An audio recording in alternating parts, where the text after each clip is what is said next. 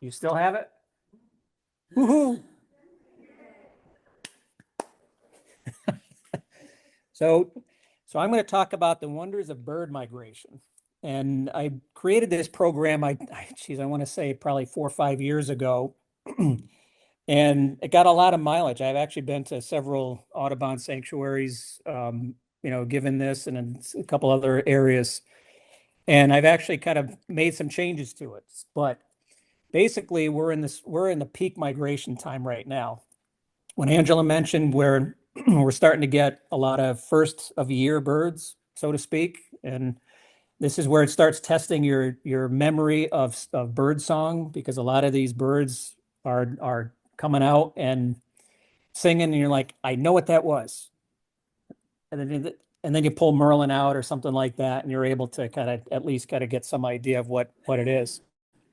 But on this screen here, I just kind of go around. So on the left-hand side is basically spring migration. So this is when a lot of these birds are coming back. These are males primarily, and they're coming back in their nice spring colors. They're going to try to set up shop and attract a mate and then breed. So you have the blackbirdian warbler, which I think is probably the one of the best warblers, especially when you see that bright orange throat in the sun. Then you have the rose-breasted grosbeak, which I'm sure everyone knows. And if you're still putting feeders up, you probably have had one, two, or in my case, I've had, I think, four different ones coming at the same time. And then you go into the shorebirds. So you have a red knot and a ruddy turnstone. So again, those guys are also in their bright plumages coming into the springtime looking for a mate. Jumping way over to the other side is really the fall migration, where look how drab these chestnut-sided warblers. That looks like a first-year chestnut-sided. It looks very different. That was the first bird that I was looking at, and I said, I have no idea what that thing is until, it has evidence of what a chestnut-sided looks like. But in the fall, they don't need those bright colors because they're just trying to get from their breeding territories back down to an area that they can spend the winter. The next one looks like something out of, I don't know what you want to call that, but it's actually an indigo bunting molting out of its breeding colors, that bright blue, and it's going to eventually going to lose all of those feathers, molt out of those feathers, and it's going to be this very drab looking indigo bunting. And you're going to see it in the fall, and you're going to be like, what is that? It's an indigo bunting. Well, that's going to be the fall version of it. And then for those that have been on the Cape May trip with Dave and I, we have got the raptor migration, and it usually kicks up in middle of September, and then you get things like the broad-winged hawk and the sharp-shinned hawk here. And in some cases, if you get the thermals right, you're going to be seeing a lot of them. So if you've been to hawk watches, I'm sure you've seen hundreds of them in the course of a couple hours. The quiz on the bottom. So what this is, it's actually on. So there's three parts here, and this is one species coming back into the United States from further south. So March 22nd is the one on the left. The one in the middle is April 12th, and the one on the right is May 3rd. And I'll give three guesses on what species this might be. And the hint is you see those little white, especially on the far right one, you see those white dots. That's an indication that, so any guesses, I'll take three. No guesses? What was that? No. No. Actually, chimney swift. Because they're going to go into the cities, especially those bright areas, and they're going to be looking for those areas to, those chimneys to obviously find and go. But they're gonna be in that kind of area like that. So I have a lot of slides, and I'm actually going to show you guys some stuff later that's going to be pretty cool. So to do the basics, what is bird migration? It's predictable. It's an annual occurrence, and it's basically a seasonal movement of birds going to and from their breeding habitat and their wintering grounds. So that's a very simple explanation of what bird migration is. And as you see from the scarlet tanager, like you saw in the first slide with the indigo bunting, you got that nice bright male. And I haven't seen one yet. I've heard a couple this year, but when you see that, uh, it's just it makes the day, when you see it. In the middle is it's getting into the late season, the breeding season, where they're starting to molt, and eventually they're going to look like the one on the right-hand side. So again, this is kind of that transition from think of spring as being like the trees, all the saplings and stuff, all the leaves are coming out, and it's like it's really nice, and then it changes into the colors, and then eventually they go away. And um, so what I'm showing on the bottom is an eruption. So it's not annual, and it's an unpredictable movement of birds. So I'm showing two birds here. The one on the left is a redpoll. Used to be a common redpoll, but I think now they're calling it just redpoll. Um, and then on the right-hand side, obviously, that's a snowy owl. In 2013, I think that was probably the best eruption of both of these species.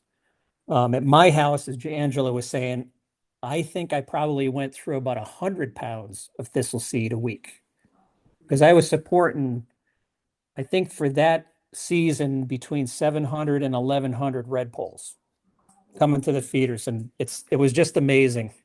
I had 4 or 5 hoary red poles that season. Um, and on the right-hand side, the snowy owls were coming down as far as southern United States. I was following one guy who had a blog up in Nova Scotia, and he was on Race Point up in Nova Scotia. And over the course of a weekend, he had 300 snowy owls coming in. So again, when you get your winter finches, the pine grosbeaks, the evening grosbeaks, crossbills, things like that, we're not going to see them every year. It's going to be based on, so it's not an annual thing, and it's not predictable. Although there are some folks that do forecasts for birds like that. So looking at the early days of migration, so and I keep looking at this picture of Aristotle, and I still think that looks a little bit like Ray Belding. I'm sorry, but every time I see that, I should probably change that because I think about that. But they documented as far as 3,000 years ago, and Aristotle was one of the first observers, and he kind of noted that there were birds moving, north to south or going to warmer climates. Um, he also is credited for two myths, and obviously the first one is bird hibernation. So if anybody's gone down to the Connecticut River in the fall with all of those swallows and sees all of those swallows going in at the evening and going into the reeds, that was thought to be they're going in to hibernate. And then eventually, when spring rolls around, they'll come out, which we of course know that that's false. And then the other thing is transmutation. So with the couple pictures I was showing earlier, the indigo bunting and the scarlet tanager, those are two things that you look at in the springtime, you see a nice adult male scarlet tanager, and then you see the same one in the fall. It looks like a totally different species. That chestnut-sided warbler that I showed you on the cover slide. Um, of course, this is also a myth of smaller birds that were needing help to get from one location to another and riding the backs of other birds. The closest thing that you might see to that are when you have geese or large flocks of waterfowl where they're in the V. That's about as close as you're going to get because the V actually helps with the wind currents, and it helps the birds further in the back not expend as much energy.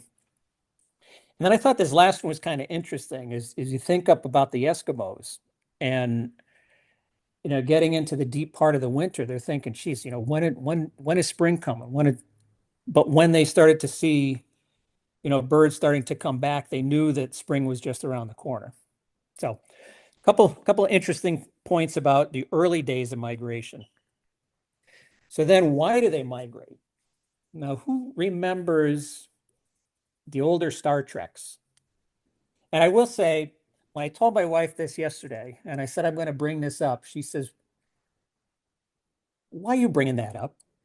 Well, do you guys remember Spock when he had Pon farr? And for those that have seen this, you know that he had to get back to his Vulcan planet because he had to breed. I call it breeding, but he had to get back there. That's the same type of thing when you think about birds migrating, especially going north, is they get that restlessness. Zuckenrue, I think, is the actual word. Um, and they get this restlessness, and they know it's time, and psh, they're gonna get going and start their migration north. Most birds they don't want to stick around in the winter time. So you think of an eastern peewee out in this type of habitat where it's ice and snow on the trees. There's not much them for there to eat. So they're going to take the risk to go south for a food rather than try and stay and survive in that cold weather. Um, the next point there is that there has just been so much learned over the last 50 years, and I'd almost accelerate that and say over the last 5 years, potentially even the last 10 years, with the advent of eBird, Modus towers, the radio tracking, all the censuses that we do, the Christmas bird counts. I mean, that is that helpful. Well, the Modus tower is actually Sharon Audubon has one of these, but it basically tracks birds that have been banded with a device, and it actually picks up when those birds fly over. Um, just to go a little bit deeper on this, because I'm not sure if I'm going to have time to go and pull up the site, is the one at Sharon Audubon had, I think the first one that they had was a Swainson's thrush that pinged. And so with the Modus Tower, and they're all over the United States, you can actually go online and find out where that specific Swainson's thrush has been picked up at other Modus Towers. And that's a way that they can basically connect the timing and the route of where these birds are going. They actually picked up a red knot in Sharon. And you're thinking, well, why is a shorebird out in the middle of the woods? It's getting from one place to the next, and then you can actually go in and track it.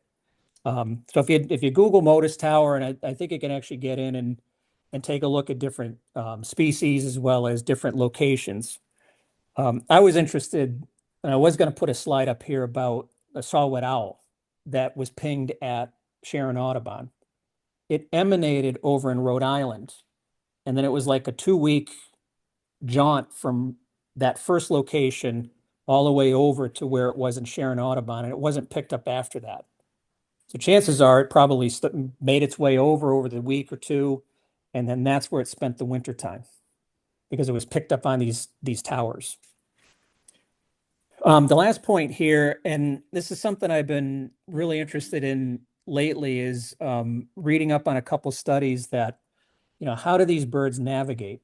I originally thought it was like the stars, or in the daytime they have the landmarks, but they also been coming up with these studies that track the protein. There's a protein in their eye that apparently allows them to visualize Earth's magnetic field.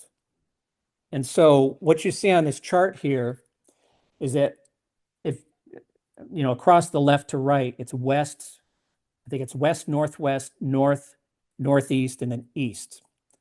If you look at north, that light, it's almost like a rounded.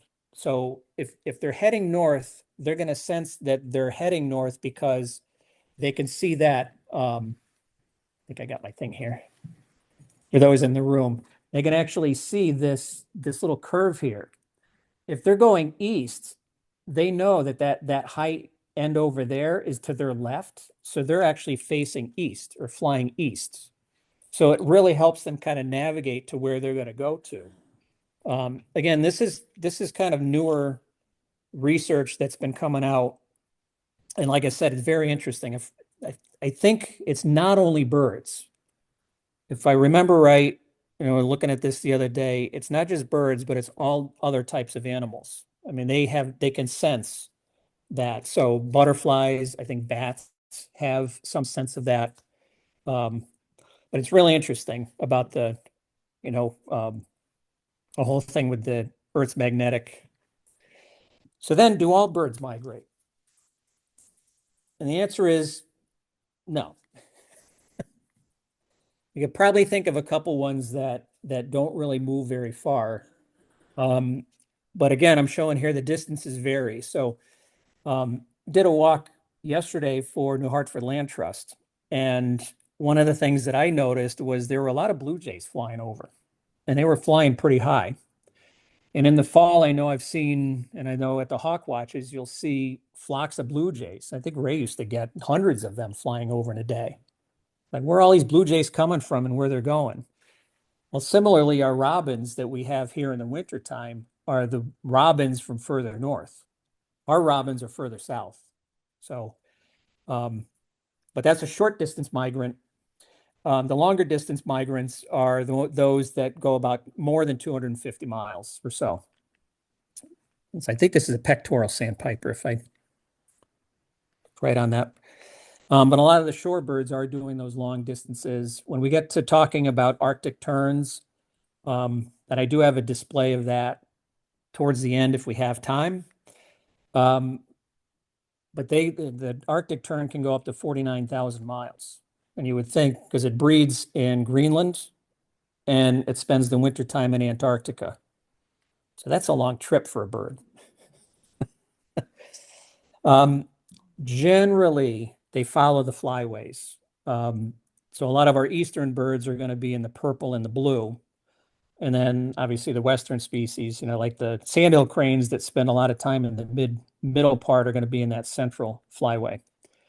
Um, it's not 100% because there's other birds, and we'll talk a little bit later about things like the black-polled warbler.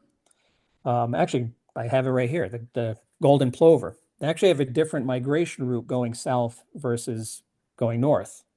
They go inland going north, and a lot of times they kind of work their way to the coastline during the south. Um, so a lot that's very quickly about that part of the migration. Continuing on. So when do they migrate? So I put this chart together a while ago, and I try to categorize it by the different, segments of birds, so to speak. So the hawks, the waterfowl, shorebirds, um, the non-neotropical songbirds, and the neotropics. So the difference basically there is the neotropical ones are the ones that are going to spend time in Latin America down south, where the non-neotropical is like we just talked about, blue jays and robins. They're not going to be spending their winter time down in Argentina, for instance. So this just gives you a pretty good array of when and where things are moving.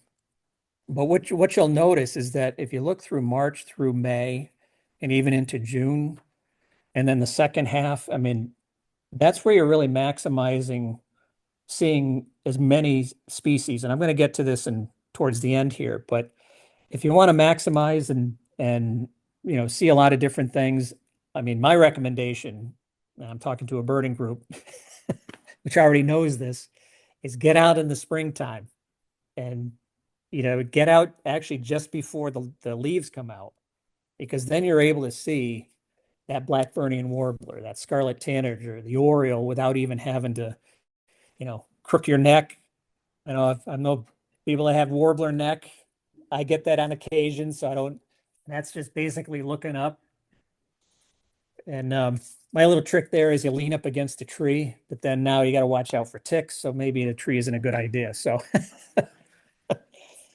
um, but this gives you a pretty good idea of when you may look and see like hawks kind of go into um, the latter part of the months, and think of things like the rough-legged hawk. We're not going to see them necessarily in early September. I mean, they're kind of a later migrant, and I guess you can almost say that with the snowy owl as well. You're not going to get snowy owls in September, very, very rare, but you'll get them down on the coastline, short-eared owls, and so on and so forth, later into the season. So I probably don't even have to go through this slide because you all know all the threats that birds have, especially migrating birds. And talk a little bit about the excessive light. That thing that I mentioned earlier, the later studies with that protein and how that light really kind of disorients. Um, I keep bringing up this thought about 9/11 and that they Canada geese, six of them.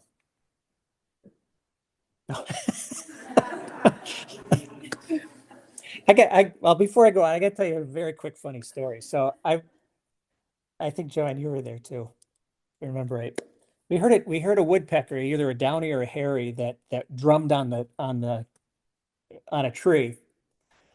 And I said, well, that's either a downy or a hairy. And then I said with a straight face, I said, if it does it 13 times, it's a hairy. And so all I could think of is somebody's going to try and listen to this really rapid, "Oh, how many was that?" And I said, no, I couldn't do that. Sorry about that. That did that. I got disoriented there on the first one. No, but going back to 9/11. So when they started to put up in the fall the lights to honor the victims of 9/11, one of the first times that happened, they noticed that there was a lot of moths up there flying around. And then they realized that they were actually birds. And the birds got so disoriented up there, they were, hate to say they were falling out of the sky, but and thank God I think it was the New York Audubon worked very closely with the 9/11 Commission to basically turn those off when it's peak migration. And I'll talk about that in a little bit when I talk about weather, about well, well, are all birds flying at the same time? And the rain that we have out here now, is that hindering or is that helping? Are they still going to fly? And so on. So I'll get to that in a little bit. Going down this, so you get the building strikes, um, even windows. I mean, if I know there's things that you can get to put on your house windows, either screens or put that fake peregrine falcon up there. Anything to kind of help, you know, not have those birds kind of see the reflection or think that they're flying into a tree when the tree is actually a reflection in the window. Um, Predators, of course. And this is really more the daytime, especially for a lot of those birds that migrate at night. The predators during the day. So I've heard stories before, and this is way back in the days of Jane and Eldridge Camp, and they were down on the Gulf of Mexico. I don't know if it was Florida or Texas or somewhere. And they were there in the springtime and they were watching the birds fly over the Gulf of Mexico. And they were so exhausted that when they were even landing on the sand. And unfortunately, sharpshins, Cooper's hawks, etc., were there waiting for them and easy pickings. So it's not just the cats, although cats do they do account for a lot of bird deaths. But then again, the raptors have to eat and they're just, yeah. Loss of habitat, I'm not going to go too deep into that one. We already know that the loss of habitat, of course, is it's not helping the birds. There was one study that I saw several years back about brown-headed cowbirds and the parasitism that they do. And it was really interesting because it was showing that you'd have to have a tract of land, if I remember correctly, of 70 acres before you start to see a decline in the cowbird parasitism. And then it was almost all gone when it hit about 210 acres.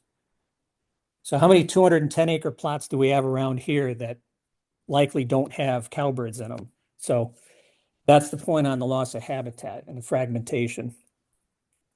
The reliance and timing on food. So that relates very closely to the picture on the right. So if anybody's been to New Jersey coastline in the spring, when Dave and I and some of our other big day teams used to go down and compete in the World Series of birding, we would time it when the red knots are making their trip up there, and the other shorebirds, ruddy turnstones and laughing gulls, etc., they time it on the horseshoe crabs laying their eggs because it very, and I won't go too deep into this because it was a lot of years ago, but there was actually a moratorium placed on the harvesting of the horseshoe crabs in the Delmarva Peninsula because the numbers of red knots had just been decimated because of this.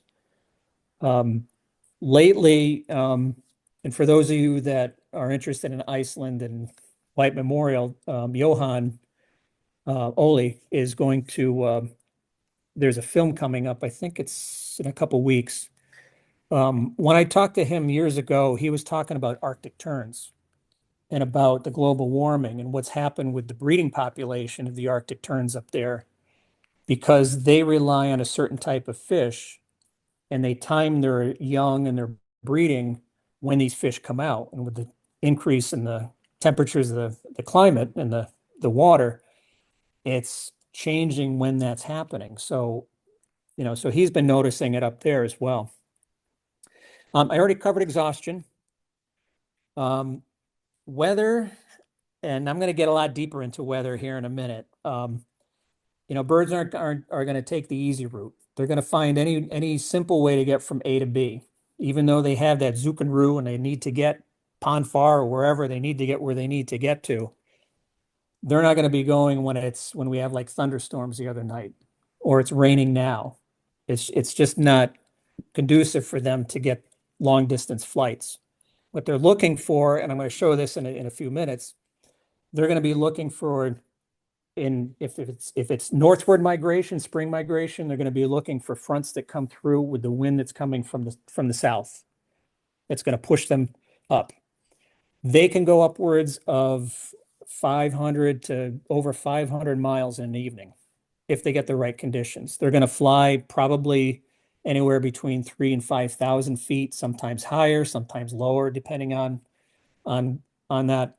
But they're going to fly and they're going to get it. Think of going in an airplane and you're going from here to Europe.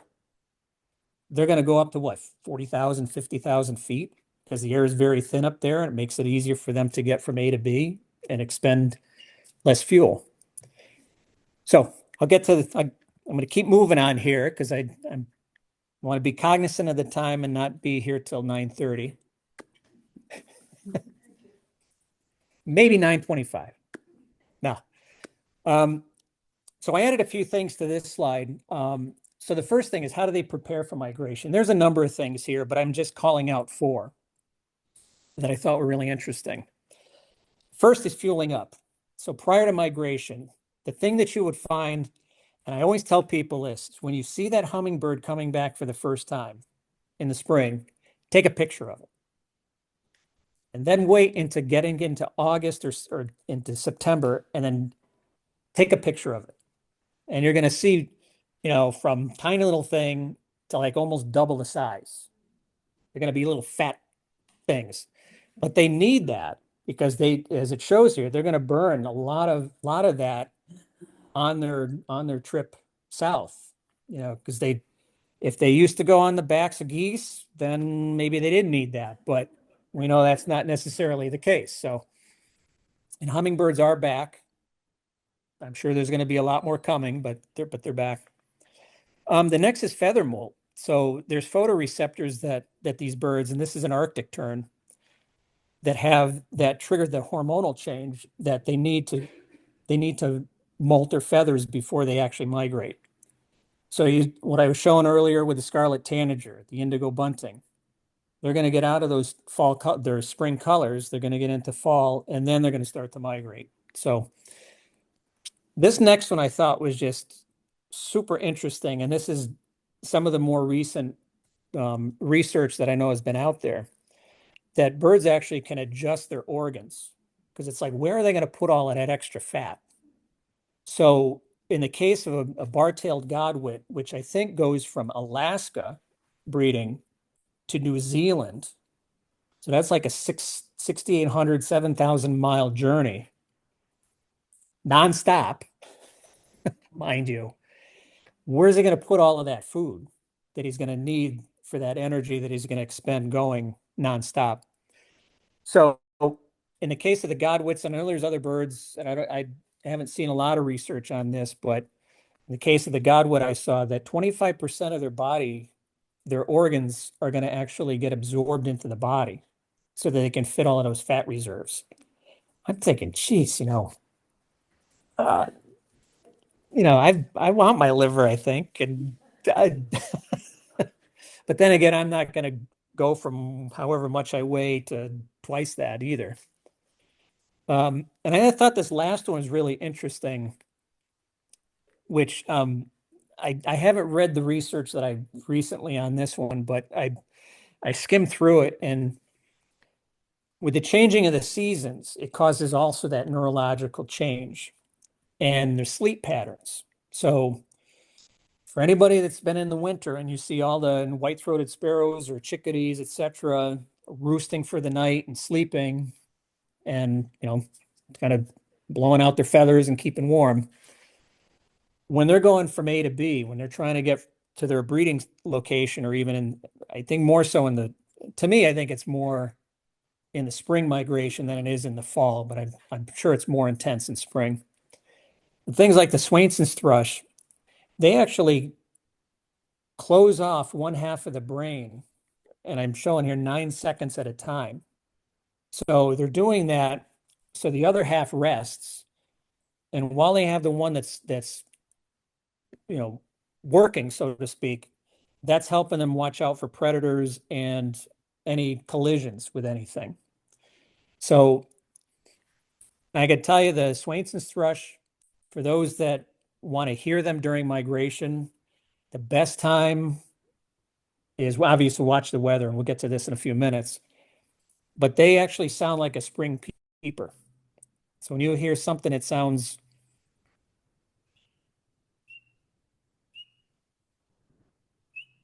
it's coming from up there. It's not going to be a spring peeper. It's going to be a Swainson's thrush. And I know Dave can attest to this, is on our big days when we go out for 24 hours and we're starting out at midnight and we get a good migration night. Yeah, I still remember the time that we were up at Bradley Airport, and I didn't even know how many, 50, 75, 100 Swainson's thrushes going over. It was like, and on occasion you get a hermit when it kind of goes down a little bit. And it was just amazing to know that these things they're the ones that are getting from A to B, and you're actually hearing it and experiencing it. It's just, there's nothing like it. So a couple amazing facts about this. So I picked three species. Black pole. So you guys know, I think there's already been a couple reports of black poles in Connecticut are coming through. It's a little early. You might get a couple of dribs and drabs now. But when they're one of the ones that have that difference northbound and southbound. Northbound, they kind of come up through the East Coast on the Atlantic Flyway. When they're going south, they usually get to somewhere around Connecticut, and then they go off into the ocean, not into the ocean, but they go over the Atlantic Ocean, and then they work their way down into Latin America, where they're going to come back and spend the time. There's some stragglers that actually go down the East Coast, but the majority of them come off the Atlantic coast or the New England coast and make their way down to Venezuela. So the Arctic tern, I also mentioned that they have the longest flight. And so it was once believed, because they breed in Greenland and they spend their time in Antarctica, that, oh, it's a straight line and that's 13,000 miles. Oh, that's 26,000 round trip. That's amazing. Well, they don't follow a direct straight line. So if anybody's gone into the ocean, and what they're looking for is the winds. So they're catching all these winds coming, and it's not a straight route north-south, south-north.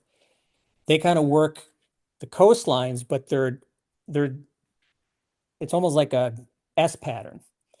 If I have time at the very end, I actually can show that on Audubon actually has a visualizer that you can, and they got like 300-400 species that you can actually see where they go. Fork-tailed flycatchers, um, they do something called reverse migration. So, where they breed is down pretty close to the equator. So if they're going to think going south for the winter, they could actually be going north for the winter because they're at the equator or towards the equator. So they're going north when they might think that they're going south. So on occasion, we'll get these into Connecticut. I think there was one a few years ago. Um, I don't remember if this is my picture, but I had one down on the coast one time. I think the one and only time that I actually saw one in Connecticut. Incredible looking bird. I'm going to keep moving along here because I got a few more slides, but I definitely want to get to some of the winter, or not the winter, the radar and sites. So what time of day do birds migrate? Well, it's basically night and day, nocturnal and diurnal. But as I mentioned before, they want to expend as little energy as possible. And for those nocturnal migrants, some of the things that they're looking for, why are they doing that? Because it's cooler at night. It's easier to get from A to B. They're using that now that we know that they're using that protein that's going to give them the Earth's magnetic field. It's probably easier for them to track it and to utilize that. Less turbulent winds. I mean, we just had the thunderstorms not too long ago, and you get really nasty winds from that versus you're not going to get them as often in the nighttime. Of course, lack of predators. No hawks are going to be out there during the nighttime. Um, Diurnal, of course, hawks and swallows.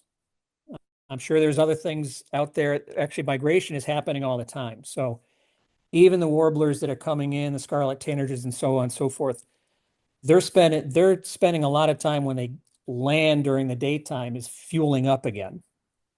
So just think of it as stopover habitat. But they could still be making their way off to, if they happen to find an area that looks conducive for them to breed, they may stick around for a few days and try to establish a territory. I mentioned there that they navigate by landmarks such as rivers and coastline. So if you think of the hawks in the fall and even the geese that are migrating south, and they're probably using the river systems and once they make it to the coastline, then they're going to probably hug the coast for a while and then continue on. Now we get into the fun stuff. This fun so far? Interesting? Good? Okay. Anybody? I haven't heard anybody snoring yet.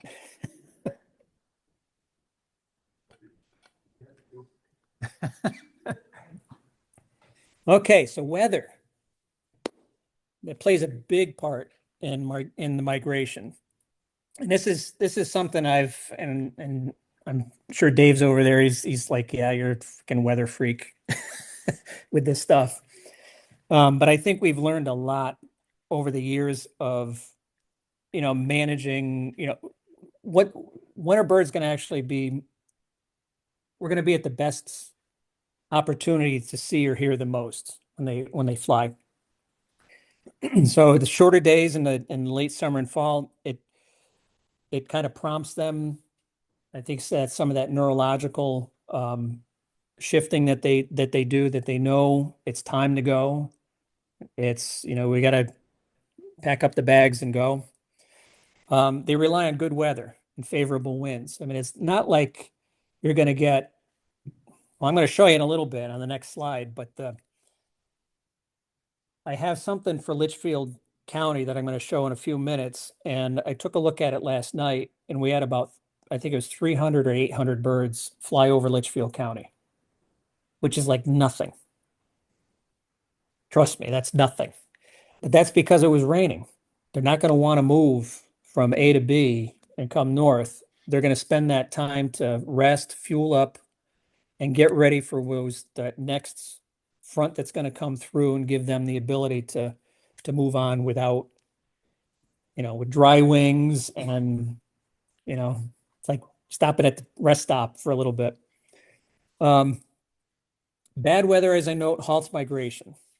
Now, most people probably don't want to go out on a rainy morning or a misty morning.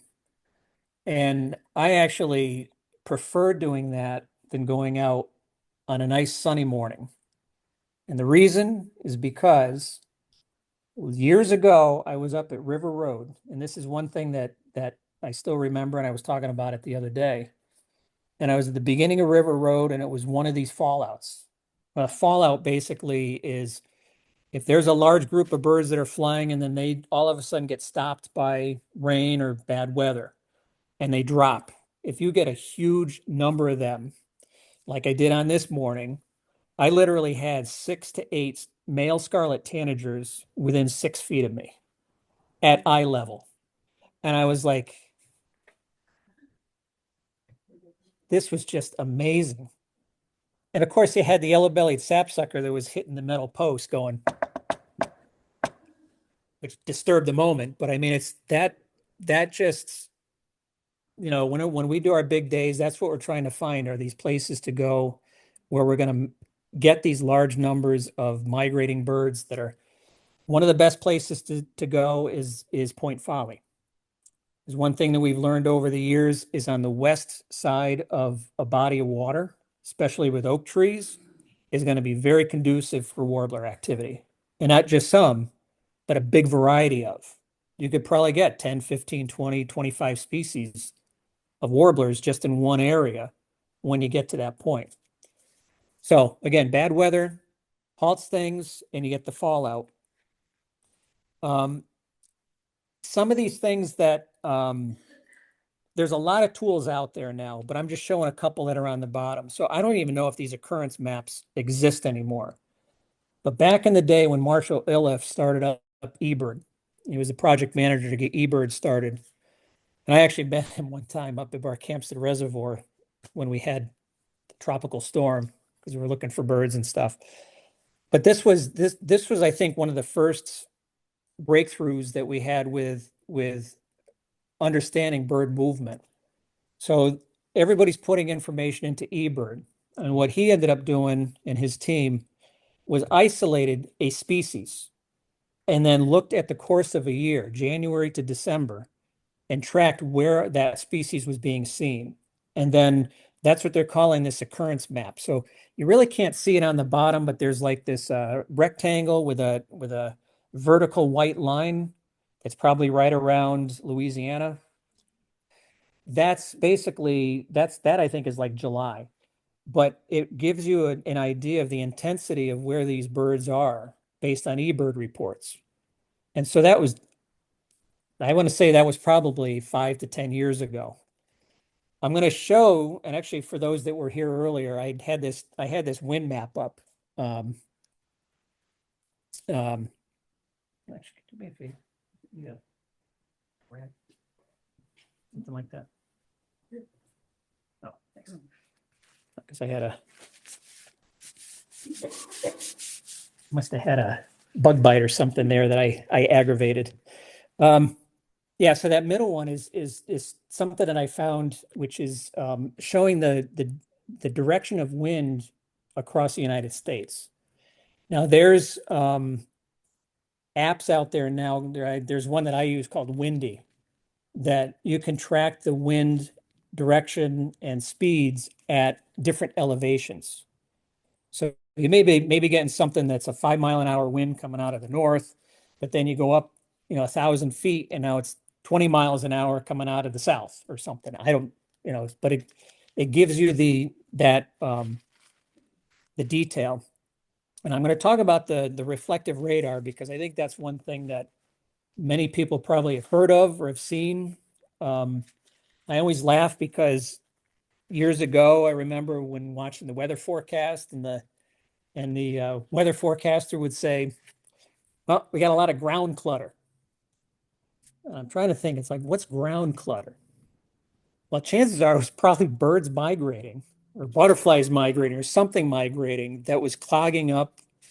Again, when I mentioned before, they fly 3,000, 5,000 feet. So if you get that reflective radar hitting that and you get a lot of large movement of birds in that range, those are going to show up on radar.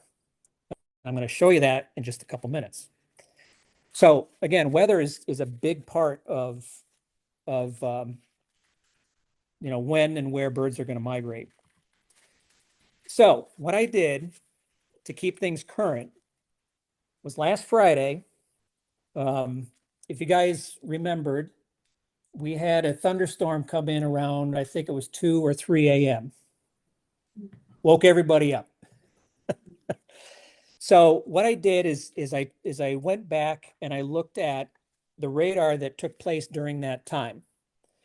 And then I went into Birdcast. So Birdcast is a resource that you should all check out if you haven't ever been out there. I'm going to probably bring that up in a few minutes.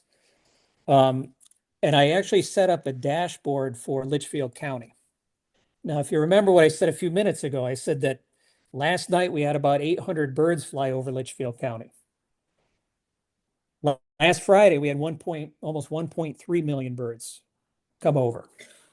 And you're probably wondering, well, why and what's the difference? Why would that occur? If you look on the left-hand side, and I'm gonna try and do this, and I think I could probably do this, where it's over all this like green. That was that front that was coming in with all that rain and the thunderstorms. What's on the right-hand side is all of I don't think this is working. Yeah, on the right-hand side, this lighter blue, that's all birds migrating. I'm going to show you this again on a different map and actually in motion so you can see. But one of the things, and I found this website, this Tempest, it's some Wisconsin University site when I was out there looking a few years back. This is great. I mean, this gives you a really good picture of, you notice on that, and it's kind of small, so I'm going to show the other ones in a minute, that the birds are not, they're not coming out where all the rain is. And if you look at, and I don't have the winds with me at the moment here, but all of those winds in front of that rain were coming strong from the south.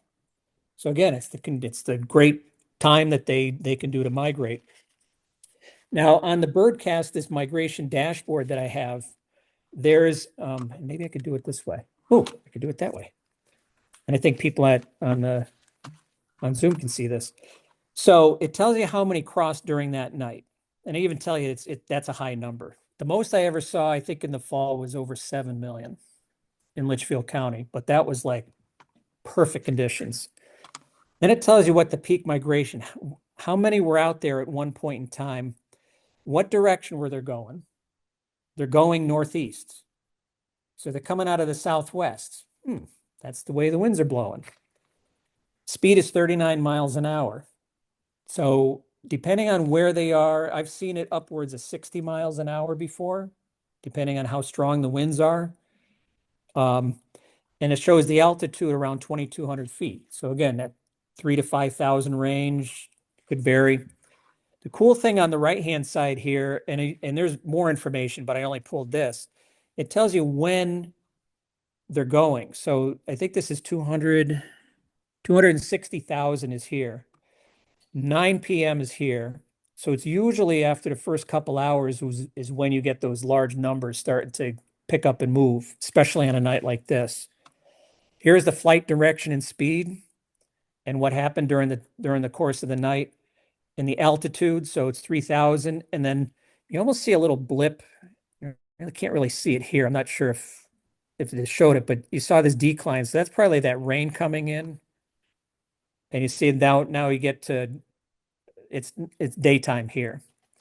But I wanted to show this because this is like a pretty current view and bringing the radar along in with this tracking of birds going over.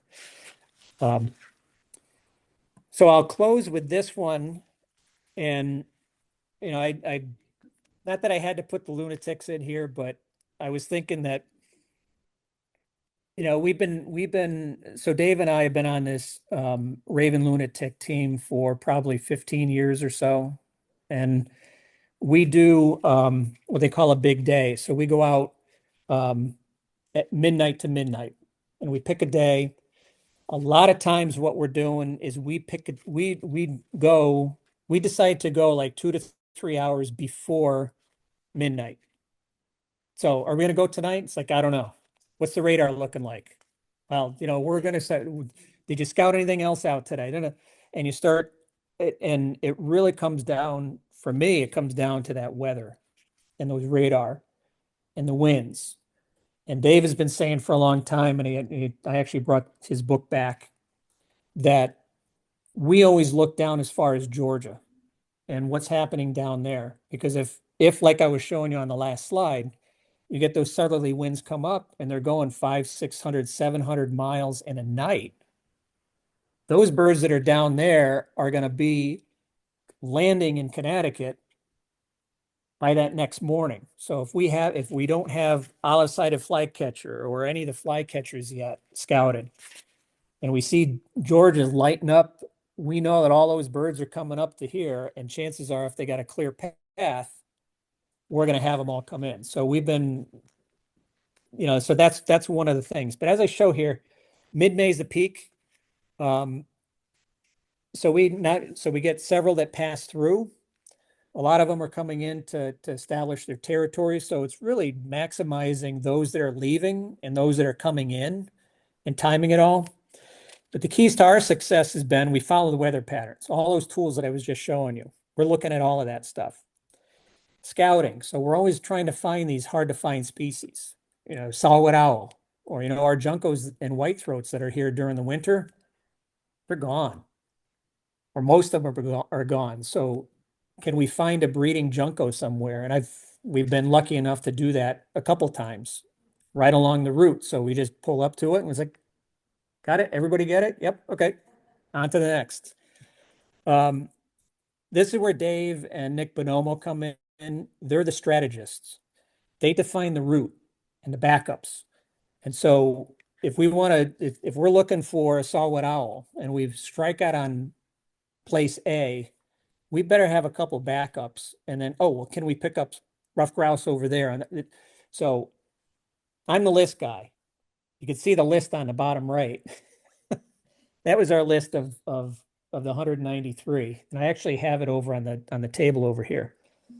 Of course, visiting a variety of habitats and the timing of that too. You go to Point Folly at 3 p.m. in the afternoon, it's not going to be as good as 7 o'clock in the morning when those birds are feeding and everything's waking up. Of course, the intelligence from the birding community couldn't do it without a lot of the folks that are out there birding and, letting us know what's out there, and especially eBird. So many people are out there that that are helping with that citizen science, so to speak, and it's a birders are great. The knowledge of the nocturnal calls. So I'll just take half a minute on this. So, well, maybe a little bit longer. So as I mentioned earlier, it's like when you first hear that yellow warbler or the black or the cerulean warbler, you're like, oh, wait a minute, I know what that is. I've heard it before. This has taken it a little bit past that, in that on nighttime migrants, there's a guy by the name of Bill Evans back, I think in the 50s or 60s, that noticed that there were bird noises at nighttime. I think he was out camping, as a matter of fact, in like Michigan somewhere. And he was hearing these things. So he started recording them. And then he started matching up through spectroanalysis those noises or those chip notes or whatever to the actual species. And so he put a CD together. And actually you can get a link to it online I think if you look nocturnal flight calls or something like that. But things like I was just saying, the Swainson's thrush, the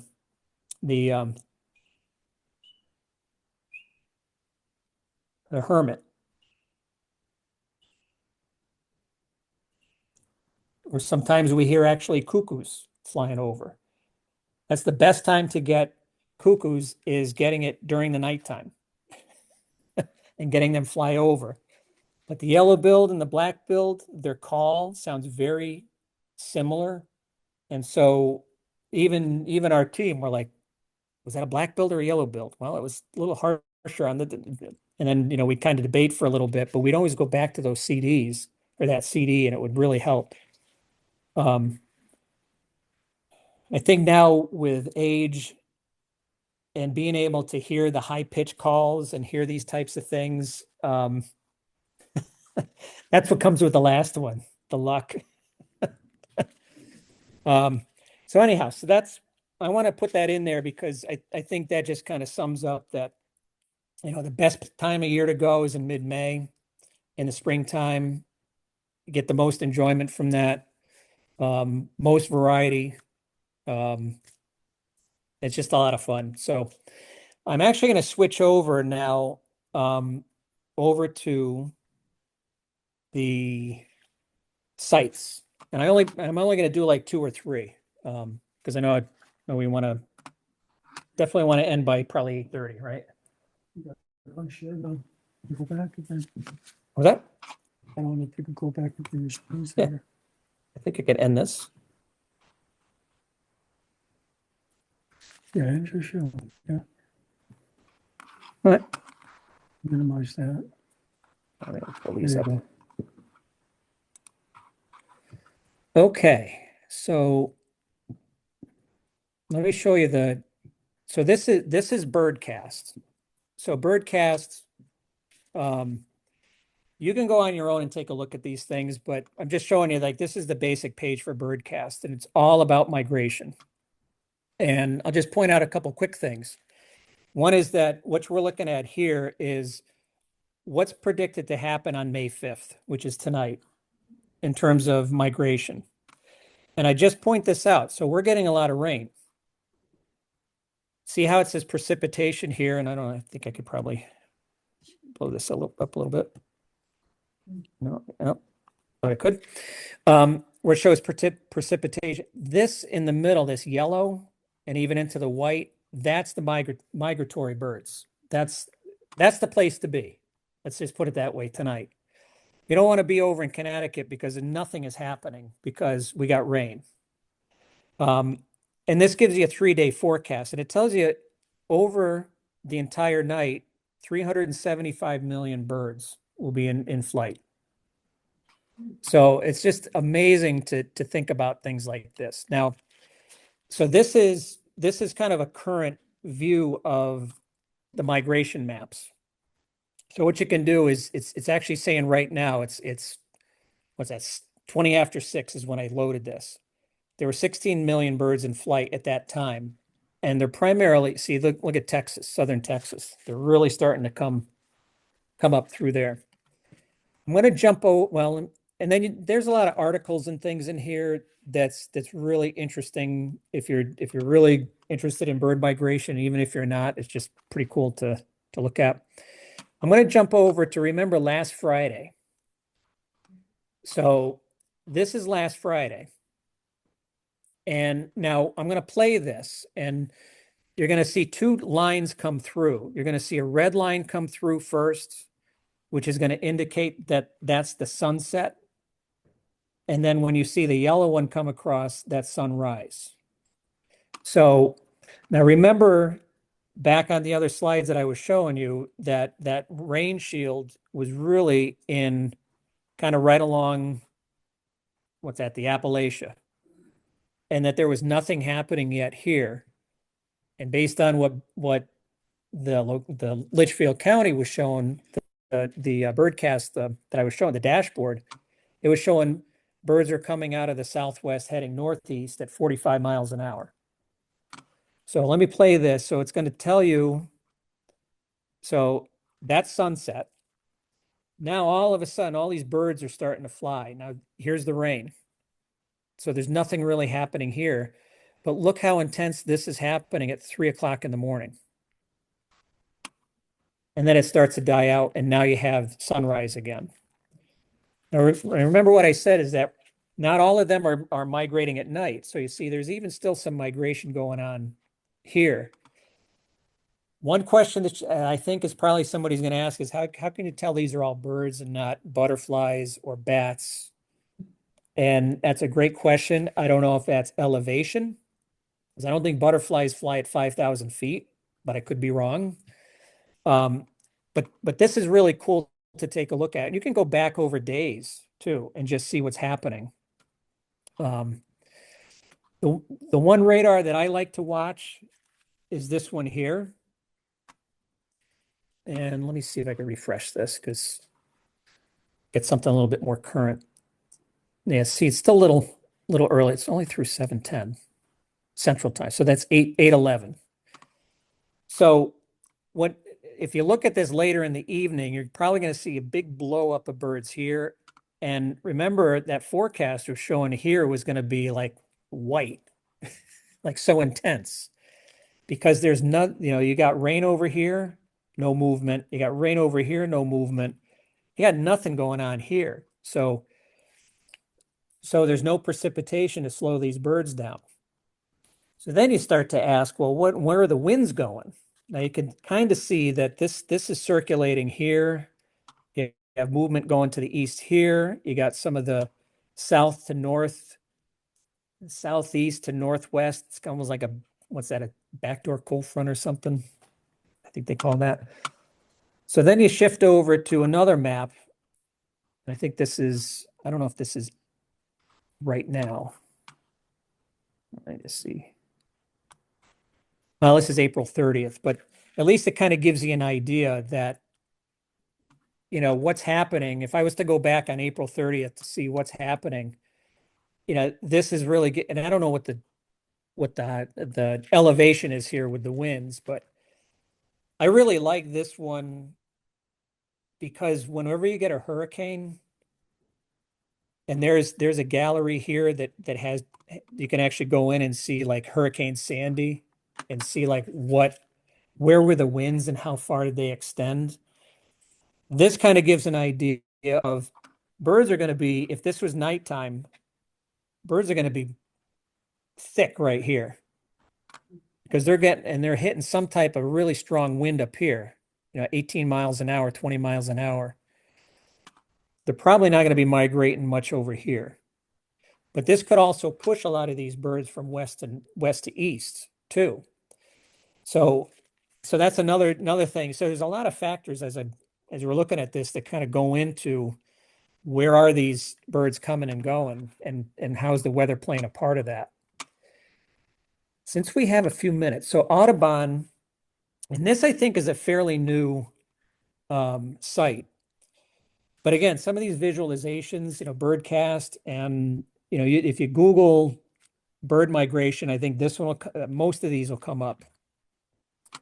But this one this one talks about there's like a what's that, 15,000 or 11,000, 12,000 birds that have been tracked of a variety of species, and that you can go in here, and I'm going to pull up the Arctic tern because that was one that I talked about.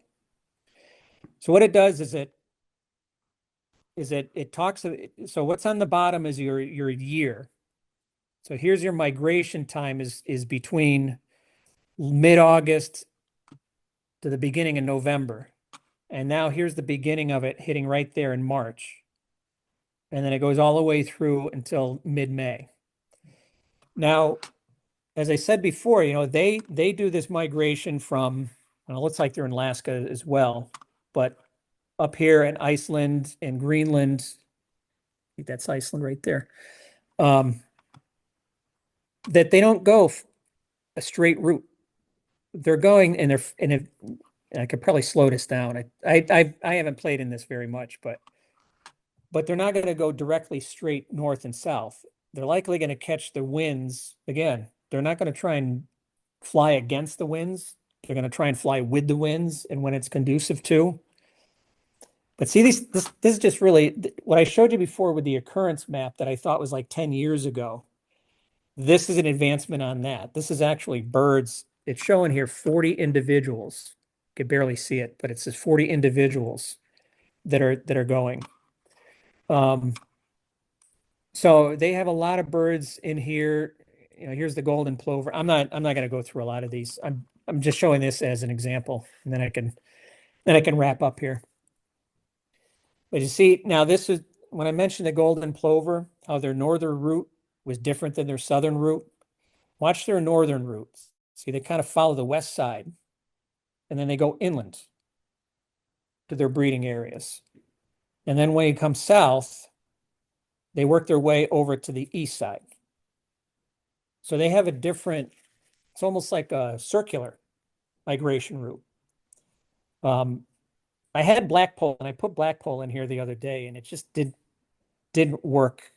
I don't know how many they were tracking on this, but I want to show this one because obviously it's Audubon, but two, it gives an idea of a lot of different species that you can track. Um, I don't have the Motus Tower up. If I had time, I probably would pull that up, but I go back here because I like this one. I like them all, you know. I sit at night just before going to bed and I'm like, what's happening tonight? And I'm looking at these and I'm like, ah, oh, wait a minute. Tomorrow. Oh, one last thing I'll just mention. And when I mentioned what Dave said about watching Georgia, is that if you watch tonight, this all blow up. So you're going to get a lot of birds coming up here and they're going to stop. The fallout is probably going to be happening somewhere in here. So if you want to go down to Virginia tonight and get there for first light and find a really good area, maybe mainly western side of a lake, then you're probably going to have a pretty good morning. But this is something that we'll watch in terms of when are we going to do our big day? When are we going to maximize that time? And then we know we've had times when there's been like 3, 4 days of stuff like this. And then this starts to lift out, and we're like, it better stop right here. Because if it doesn't, then all of these birds that got pent up are going to now go 500, 600 miles and they're going to fly right over us. So, and they're going to go further north. So I'll stop there because I'll probably keep talking for another, however, how long. So I'll take any questions, any comments. Yes, Joanne.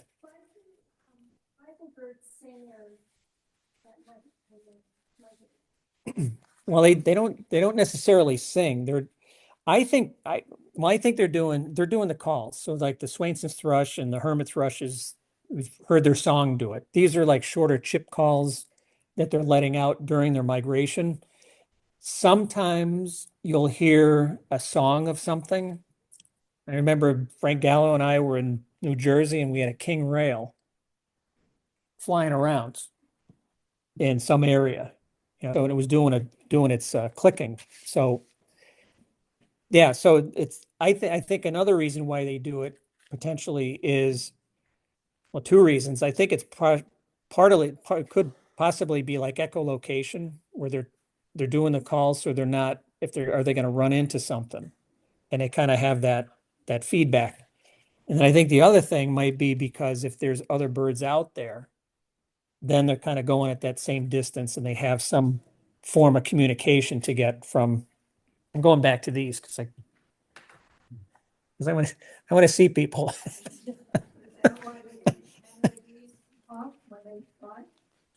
Oh, they're just Canada geese.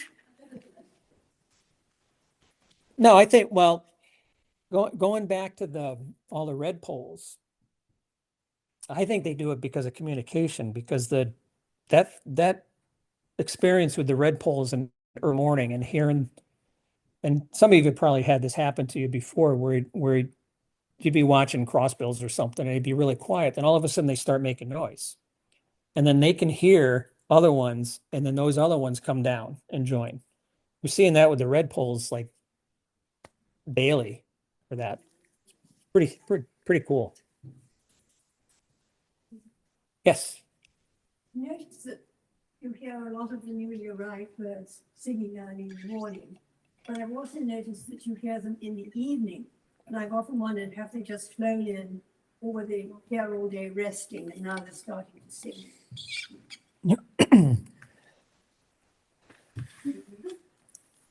Good question. There's probably a lot of answers to that. I mean, could they be saying that they found a nice territory to try and establish? and they're singing in an area for an established territory. You could be doing that. I mean, birds are usually more active early in the morning, and you guys know this, early in the morning and later in the afternoon. So it could be that as well. I don't think it's, I don't know. I would say it might maybe one of those two things. Yeah, most warblers early in the morning, but I have a stream through my property, and every year a Louisiana water thrush, I think nests there or some. Mhm. And I always hear that first in the evening, as of about a week ago, 10 days ago, around 6 or 7 in the evening, it starts singing at dusk. Well, I'm not a bird, but another thing could be that maybe that is one that's establishing a territory, and the other ones that are probably coming in, because if you think about the numbers that we were just talking about, it's like it's not just one Louisiana water thrush flying through, could be hundreds. And then one drops in. Now, I will say, I think that a lot of these birds, and I'll talk about catbirds in just a second, but I think a lot of them know where they were last year, either where they bred or where they mated. Because I just had, I think it was 2 days ago, I went out with the suet and I had a catbird, and the catbird came right down to me, and I'm like, oh, you're one of the three that I had last year that came down and ate suet out of my hand. So other catbirds probably wouldn't do that if it was just one that just showed up in the area. So I think they remember like where, I don't know how they do it. Well, then again, if you went to Florida and then you kind of came back and you walked back, I guess you could probably find your home. I don't know about a year later, but Like the hummingbirds that you all see early, late April, early May, hovering at a window where there was a feeder last year. They remember. oh yeah, yep. Any other questions? Anybody want to know anything else or stay here until this starts to light up? I'll hit the refresh again, but yeah, I would almost say if you wanted to go back into Birdcast and you wanted to just see this is fairly accurate. So, this is tonight. This is that's tomorrow night. Now, what's interesting here is you see this big hole. There's probably going to be a lot of rain coming in here. And of course, the birds aren't going to, there would be a nice fallout probably down here. So this would be something to probably go into, at least get an idea. Because it's the predictions on these are pretty good. But something to keep an eye out, because now we're probably going to be getting, hopefully, a lot of these birds that are getting pent up. And hopefully they get tired. They're able to come in and land on us in a few days. So good stuff. Oh,